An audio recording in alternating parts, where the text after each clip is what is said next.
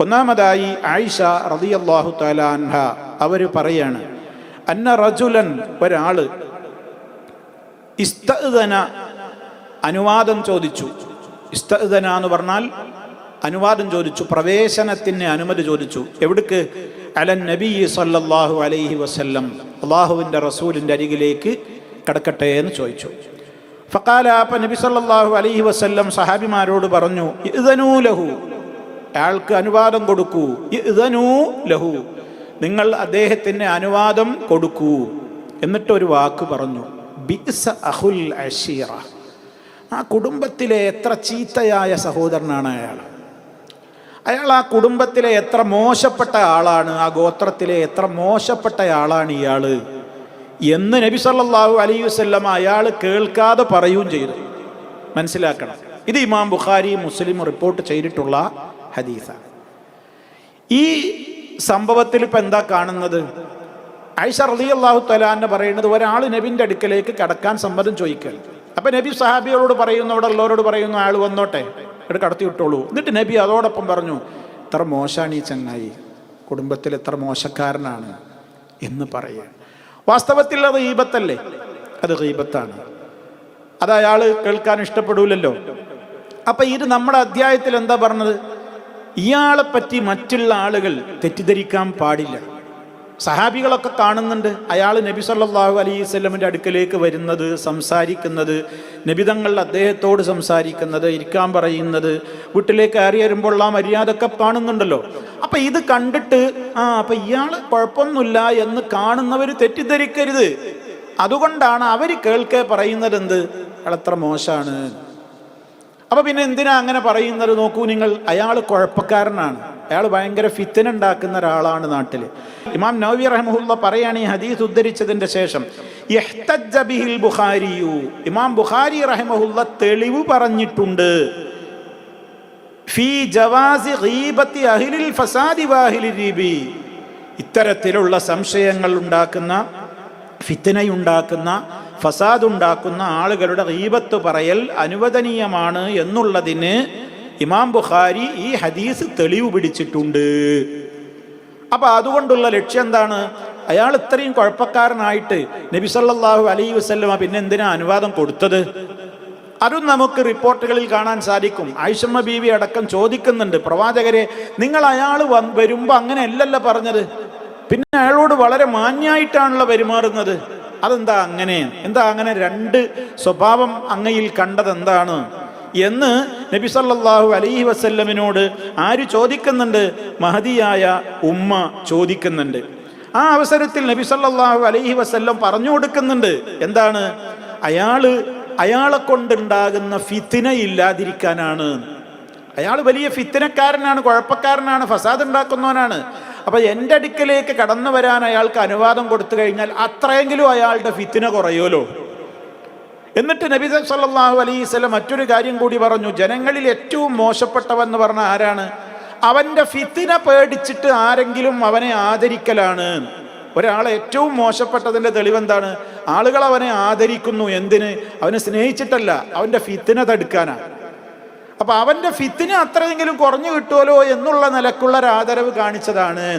അപ്പം അതിവിടെ നബി സല്ലല്ലാഹു അലൈഹി വസല്ലമ തന്നെ ശ്രവിക്കുന്ന ആളുകളുടെ മുമ്പിൽ ആ വരുന്ന വ്യക്തി അറിയാതെ പറയുകയും ചെയ്തു. അപ്പം അത് എന്തുദ്ദേശാർത്ഥാണ്? വരുന്ന ആൾ ഇത്രയും ഫസാദും ഒരു തെമ്മാടിയായ ഒരാളൊക്കെ ആയിട്ട് പ്രവാചകൻ എന്താ ഇപ്പം മൂപ്പർക്ക് ഇത്ര വലിയ കുഴപ്പമൊന്നും ആൾക്കില്ല എന്ന് ജനങ്ങൾ തെറ്റിദ്ധരിക്കരുത്. അയാളെ സൂക്ഷിച്ചോളണം, അയാൾക്ക് തകരാറുണ്ട് എന്ന കാര്യം ആളുകൾ മനസ്സിലാക്കുകയും വേണം. എന്നാൽ ഏത് ശത്രു വന്നാലും മാന്യമായി നമ്മൾ അവരെ പിന്നെ ഇടപാടുകൾ നടത്തേണ്ട വിധത്തിൽ ഇടപെടുകയും ചെയ്യണം എന്ന ഒരു പാഠം പകർന്നു കൊടുക്കലാണ് ഇവിടെ നബി സല്ലല്ലാഹു അലൈഹി വസല്ലമ ചെയ്തിട്ടുള്ളത്. ഇനി രണ്ടാമത്തെ ഹദീസ്, വഅൻഹ, നമ്മുടെ ഉമ്മ തന്നെയാണ് ആ ഹദീസ് റിപ്പോർട്ട് ചെയ്യുന്നത്. വഅൻഹ ഖാലത്ത് ഖാല റസൂലുള്ളാഹി സ്വല്ലല്ലാഹു അലൈഹി വസല്ലം മാ അദുന്നു ഫുലാനൻ വഫുലാനൻ യഅരിഫാനി മിൻ ദീനിനാ ശൈആ റവാഹുൽ ബുഖാരിയു. قال الليث بن سعد أحد رواة هذا الحديث هذان الرجلان كانا من المنافقين. നോക്കൂ നിങ്ങൾ, സമാനമായ മറ്റൊരു സംഭവമാണ് ഇതും. നബി സല്ലല്ലാഹു അലൈഹി വസല്ലം പറയാണ്, സംസാരത്തിൻ്റെ ഇടക്ക് പറയണത് മാ അളുന്നു, ഞാൻ വിചാരിക്കുന്നേയില്ല, ഫുലാനൻ വ ഫുലാനൻ, ഇന്നയാളെ കുറിച്ചും ഇന്നയാളെ കുറിച്ചും. ഇപ്പൊ രണ്ടാളെ പേര് പറഞ്ഞിട്ട് പറഞ്ഞു ആ രണ്ടാൾക്കാരെ കുറിച്ചും ഞാൻ വിചാരിക്കുന്നേയില്ല. എന്ത് വിചാരിക്കുന്നില്ല? യഅരിഫാനി, അവർക്ക് അറിയും എന്നെനിക്ക് ധാരണ പോലുമില്ല. മിൻ ദീനിന, നമ്മുടെ ദീനിൽ നിന്ന് ശൈഅൻ, ഒരു ചുക്കും അറിയില്ല. ദീനുൽ ഇസ്ലാമിൽ നിന്ന് ഒരു വസ്തുവും ആ രണ്ട് ചങ്ങായിമാർക്കും അറിയില്ല എന്ന് എനിക്ക് ഉറപ്പാണ്. നബി സല്ലല്ലാഹു അലൈഹി വസല്ലമ രണ്ടാളെ കുറിച്ച് പറഞ്ഞിട്ട് പറയാണ്. ഇമാം ബുഖാരി റിപ്പോർട്ട് ചെയ്ത സഹിഹായ ഹദീസാണ്. ഈ ഹദീസ് റിപ്പോർട്ട് ചെയ്യുന്ന റിപ്പോർട്ടർമാരിൽപ്പെട്ട ലൈസ് ഇബ്നു സഅദ് റളിയല്ലാഹു തആല അൻഹു പറയാണ്, ഈ രണ്ടാളുകളെ കുറിച്ച് പ്രവാചകൻ അങ്ങനെ പറയാൻ എന്താ കാരണം? ഹാദാനി റജുലാനി, നബി തങ്ങൾ പരാമർശിച്ച ഈ രണ്ടാളുകളും കാനാ, അവർ രണ്ടാളുമായിരുന്നു മിനൽ മുനാഫിഖീന, കടുത്ത മുനാഫിഖീങ്ങളിൽപ്പെട്ടവരായിരുന്നു. രാജ്യത്ത് ഭയങ്കര മുസ്ലിമീങ്ങൾക്കിടയിൽ ഫിത്നയും ഫസാദും ഏഷണിയും ഒരുപാട് ദുൽമുകളും ചെയ്ത് നടക്കുന്ന മുനാഫിക്കുകളാണ്. ആ മുനാഫിക്കുകളെ കുറിച്ചുള്ളൊരു മുന്നറിയിപ്പ് തൻ്റെ സൊസൈറ്റിയിലെ അഥവാ തൻ്റെ സമൂഹത്തിലെ സഹാബിമാർക്ക് ആ രണ്ടാളെ കുറിച്ചുള്ള മുന്നറിയിപ്പാണ്. സൂക്ഷിച്ചോള ഒരു മുനാഫിക്കുകളാണ്. അവർക്ക് ദീനിനെ കുറിച്ചൊന്നും അറിഞ്ഞൂടാ എന്ന് പറഞ്ഞാൽ അവരെ സംബന്ധിച്ചിടത്തോളം നബി സല്ലല്ലാഹു അലൈഹി വസല്ലമ ദീനിൻ്റെ കാര്യങ്ങൾ അവരുടെ ഹൃദയത്തിലേക്ക് കയറിയിട്ടില്ല. അതുകൊണ്ട് അവരിൽ നിന്ന് എപ്പോഴും ഫസാദുകൾ പ്രതീക്ഷിക്കാം. അങ്ങനെ കുറേ ആൾക്കാരുണ്ടല്ലോ മുനാഫിക്കുകളെ കുറിച്ച് അള്ളാഹു എന്താ പറഞ്ഞത്? വമിനന്നാസി മൻ യഖൂലു ആമന്നാ ബില്ലാഹി വബിൽ യൗമിൽ ആഖിരി വമാ ഹും ബിമുഅ്മിനീൻ. ജനങ്ങളിലുണ്ട് ചില ആളുകൾ, അവരവരുടെ നാവ് കൊണ്ട് വായ കൊണ്ടവർ പറയും എന്ത്? ഞങ്ങൾ അല്ലാഹുവിലും പരലോകത്തിലും വിശ്വസിച്ചിരിക്കുന്നു എന്ന് പറഞ്ഞു നടക്കുന്നവരുണ്ട്. വമാ ഹും ബിമുഅ്മിനീൻ, അവർ മുഅ്മിനീങ്ങളല്ല തന്നെ. പിന്നെ അവർ എന്താ ചെയ്യുന്നത്? സൊസൈറ്റിയിൽ ഇങ്ങനെ ഈമാനൊക്കെ ഉണ്ടാക്കിയിട്ട് ഇങ്ങനെ അഭിനയിച്ച് നടക്കുന്നത് എന്തിനാ? യുഖാദിഊനല്ലാഹ വല്ലദീന ആമനൂ, അവരല്ലാഹനെ ചതിക്കാമെന്ന് പറ്റിക്കാമെന്നാണ്, മുഅ്മിനീങ്ങളെയും പറ്റിക്കാമെന്നാണ് അവർ വിചാരിക്കുന്നത്. വമാ യഖ്ദഊന ഇല്ലാ അൻഫുസഹും, ഈ ഒരു ദുസ്വഭാവത്തിലൂടെ, ഈ കാപട്യത്തിലൂടെ അവർ സ്വയം തന്നെ പറ്റിക്കുകയാണ്, വഞ്ചിക്കുകയാണ്. വമാ യശ്ഉറൂൻ, അക്കാര്യം അവർ മനസ്സിലാക്കുന്നുമില്ല എന്ന് നബി സല്ലല്ലാഹു അലൈഹി വസല്ലം പറയാം. അപ്പോൾ മുനാഫിക്കുകളെ കുറിച്ച് അങ്ങനെ മുന്നറിയിപ്പ് കൊടുക്കേണ്ട സമയത്ത് നബി സല്ലല്ലാഹു അലൈഹി വസല്ലമ അവരുടെ ചതിയിലും കെണിയിലും ഒന്നും പെടാതിരിക്കാൻ സഹാബിമാർക്ക് മുന്നറിയിപ്പ് കൊടുക്കുകയാണ്, അവരെക്കുറിച്ച് പറഞ്ഞു കൊടുക്കുകയാണ്, സൂക്ഷിച്ചോളണം. ആൾക്കാർ മുനാഫിക്കീങ്ങളാണ്, നമ്മളെ കൂട്ടത്തിലൊക്കെ ഉണ്ടാകും, പക്ഷേ ശ്രദ്ധിച്ചോളണം. അപ്പോൾ ആ ലക്ഷ്യാർത്ഥം, ആ സതുദ്ദേശാർത്ഥം ഇപ്പോൾ അവരെ രണ്ടാളെ കുറിച്ചുള്ള ഗീബത്ത് ഇപ്പോൾ ആര് പറയാണ്? നമ്മുടെ അധ്യായം മനസ്സിലാക്കണം. കഴിഞ്ഞ ക്ലാസ്സിൽ നമ്മൾ സവിസ്തരം പറഞ്ഞതാണ് 10ഓളം ഘട്ടങ്ങൾ എന്ന്. ആ 10 ഘട്ടങ്ങൾ ഏതാണ് ഞാൻ ഇനി ആവർത്തിക്കുന്നില്ല. അത് കേൾക്കാത്തവരുണ്ടെങ്കിൽ കഴിഞ്ഞ ക്ലാസ് നിർബന്ധമായും കേൾക്കണം. അതിൻ്റെ തെളിവുകളായ ഹദീസുകളിലേക്കാണ് ഇപ്പോൾ നമ്മൾ ഇന്ന് ഈ പ്രവേശിച്ചിട്ടുള്ളത്. ഇനി അടുത്ത ഹദീസ് നോക്കൂ. വഅൻ ഫാത്തിമ ബിൻതി ഖൈസ് റളിയല്ലാഹു അൻഹാ ഖാലത്ത് അതൈതു النبي صلى الله عليه وسلم فقلت إن أبا الجهم ومعاوية خطباني قال رسول الله صلى الله عليه وسلم أما معاوية فصعلوك لا مال له وأما أبو الجهم فلا يضع العصا عن عاتقه متفق عليه. وفي رواية لمسلم وأما أبو الجهم فضراب للنساء وهو تفسير لرواية لا يضع العصا عن عاتقه وقيل معناه كثير الأسفار. നബി സല്ലല്ലാഹു അലൈഹി വസല്ലമിൻ്റെ സമീപത്തേക്ക് 3 ആളുകളെ കുറിച്ച് വിവാഹാന്വേഷണവുമായി ബന്ധപ്പെട്ട പ്രശ്നമാണ് വരുന്നത്. കഴിഞ്ഞ ക്ലാസ്സിൽ നമ്മൾ പറഞ്ഞിട്ടുണ്ട്, വിവാഹവുമായി ബന്ധപ്പെട്ടുകൊണ്ടുള്ള അന്വേഷണങ്ങൾ വരുമ്പോൾ അവിടെ പറയേണ്ടത് പറയണമെന്ന്. അതിനുപോൽബലകമായൊരു സംഭവമാണിപ്പത്. ഫാത്തിമ റളിയല്ലാഹു തആല അൻഹ പറയാണ്. ഇതേതാ ഫാത്തിമ? അള്ളാഹിൻ്റെ റസൂലിൻ്റെ മോളായ ഫാത്തിമയല്ല, ഖൈസിൻ്റെ പുത്രി, ഖൈസിൻ്റെ മകളായ ഫാത്തിമ റളിയല്ലാഹു അൻഹ. അതാണ് ഫാത്തിമ ബിൻത് ഖൈസ്. അവർ പറയാണ്, ഞാൻ നബി സല്ലല്ലാഹു അലൈഹി വസല്ലമിനെ സമീപിച്ചു. അതൈതു നബിയ സല്ലല്ലാഹു അലൈഹി വസല്ലം. അവരുടെ വിഷയം തന്നെയാണിത്. അവർ നബി സല്ലല്ലാഹു അലൈഹി വസല്ലമയെ സമീപിച്ചു. അവരെയാണ് 3 ആൾ കല്യാണം അന്വേഷിച്ചിട്ടുള്ളത്. ആരൊക്കെ അന്വേഷിച്ചിട്ടുണ്ട്? അബുൽ ജഹ്ം എന്ന് പറയുന്ന സഹാബി കല്യാണം അന്വേഷിച്ചിട്ടുണ്ട്. മുആവിയ റളിയല്ലാഹു അൻഹു എന്ന സഹാബി കല്യാണം അന്വേഷിച്ചിട്ടുണ്ട്, ഉസാമ കല്യാണം അന്വേഷിച്ചിട്ടുണ്ട്, 3 ആൾ കല്യാണം അന്വേഷിച്ചിട്ടുണ്ട്. അപ്പം ഇതിൽ 2 ആളെക്കുറിച്ച് ഇന്ന അബൽ പ്രത്യേകം എടുത്തു പറഞ്ഞു. ഇന്ന അബൽ ജഹ്മി ഫാത്തിമ റളിയല്ലാഹു തആല അന്ന റസൂലുള്ളാഹിനോട് പോയിട്ട് പറയാണ്, ഇന്ന അബൽ ജഹ്മി, തീർച്ചയായും അബുൽ ജഹ്മും മുആവിയയും ഖതബാനി, അവർ ഇരുവരും എന്നെ വിവാഹം അന്വേഷിക്കുന്നു. ഖതബ എന്ന് പറഞ്ഞാൽ എന്താ? ഇവിടെ ഖുതുബ നടത്തി എന്നല്ല, ഖതബ എന്ന് പറഞ്ഞാൽ പ്രസംഗിച്ചു നടത്തണ്ട്.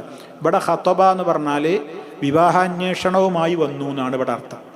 അപ്പൊ ഖതബ, അവർ 2 ആളും വിവാഹം അന്വേഷിച്ചിരിക്കുന്നു നീ എന്നോട്. ഫഖാല റസൂലുള്ളാഹി സ്വല്ലല്ലാഹു അലൈഹി വസല്ലം, അപ്പൊ നബി സല്ലല്ലാഹു അലൈഹി വസല്ലം എന്താ പറഞ്ഞത്? 2 ആളെ കുറിച്ചും അഭിപ്രായം പറഞ്ഞു കൊടുക്കുകയാണ്. അമ്മാ മുആവിയ, നിങ്ങളോട് വിവാഹം അന്വേഷിച്ചവരിൽപ്പെട്ട മുആവിയ റളിയല്ലാഹു അൻഹു ഫസഅലൂകുൻ ലാ മാല ലഹു, അയാൾ പരമദരിദ്രനാണ്. സഅലൂകുൻ ലാ മാല ലഹു, ദരിദ്രനാണ്. വിവാഹ ജീവിതത്തിലേക്ക് ആവശ്യമായ നിലക്കുള്ള ചെലവൊന്നും തരാൻ ചിലപ്പോൾ പറ്റിക്കൊള്ളണമെന്നില്ല. സമ്മതാണെങ്കിൽ കുഴപ്പമില്ല, അങ്ങനെ ഒരു പ്രശ്നമുണ്ട്. സാമ്പത്തികമായിട്ട് വളരെ പിന്നോക്കമാണ് എന്ന് നബി സല്ലല്ലാഹു അലൈഹി വസല്ലമ അവർക്ക് പറഞ്ഞു കൊടുക്കുകയാണ്. അപ്പം അത് ഇപ്പോൾ വാസ്തവത്തിൽ ഇപ്പോൾ മുആവിയ റളിയല്ലാഹു തആല അൻഹു അത് കേട്ടാൽ ഇഷ്ടാവുമോ? ഇഷ്ടാവൂലല്ലോ, ഇഷ്ടാവൂല. കാരണം ദരിദ്രനാണ് എന്നാണല്ലോ പറഞ്ഞു കൊടുക്കുന്നത്. അപ്പോൾ ആ ഒരു വിവാഹത്തിന് മുടക്ക് ഏർപ്പെടുത്തലല്ലേ അത്.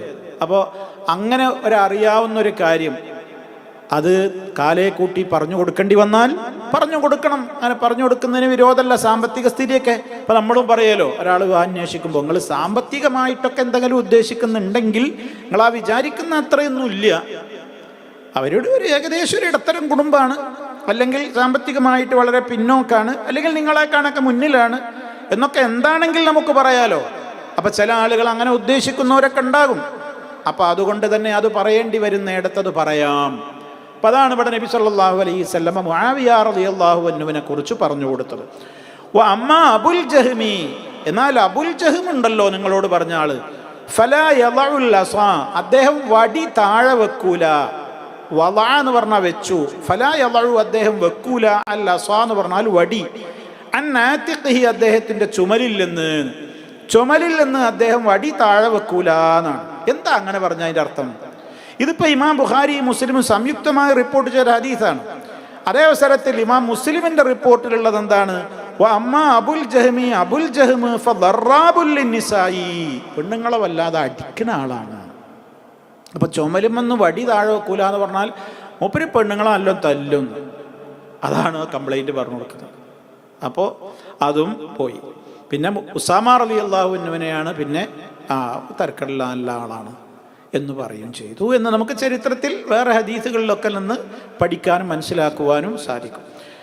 അപ്പൊ ലാ യളഉൽ അസാൻ ആതിഖിഹി എന്ന് പറഞ്ഞതിൻ്റെ വ്യാഖ്യാനം ഇതാണ് പ്രബലമായത്. എന്നാൽ അതല്ല ഇതിൻ്റെ ഉദ്ദേശമെന്ന് വേറെ ചില പണ്ഡിതന്മാർ വ്യാഖ്യാനം കൊടുത്തിട്ടുണ്ട്. അതാണ് ഇമാം നവവി തുടർന്നുകൊണ്ട് പറയുന്നത്. വഖീല, അതിൻ്റെ വ്യാഖ്യാനമായി പറയപ്പെട്ടിട്ടുണ്ട്, മഅനാഹു, അങ്ങനെ പറഞ്ഞാൽ അതിൻ്റെ ഉദ്ദേശം, അതിൻ്റെ അർത്ഥം എന്താണ്? കസീറുൽ അസ്ഫാരി, അദ്ദേഹം ധാരാളം യാത്ര ചെയ്യുന്ന ആളാണ്, അതാണ് അതിൻ്റെ ഉദ്ദേശം. വീട്ടിലധികം ഉണ്ടാവില്ല, എപ്പോഴും സർക്കീറ്റുകാരനാണ്, ഇടയ്ക്ക് ഇങ്ങനെ ടൂർ പോകുന്ന ആളാണ്, യാത്രക്കാരനാണ് എന്നാണ് പറഞ്ഞത് എന്ന് വ്യാഖ്യാനിച്ചവരുണ്ട്. അപ്പം 2 അർത്ഥവും ഉദ്ദേശിക്കാം, അതും ആവാം ഇതും ആവാം.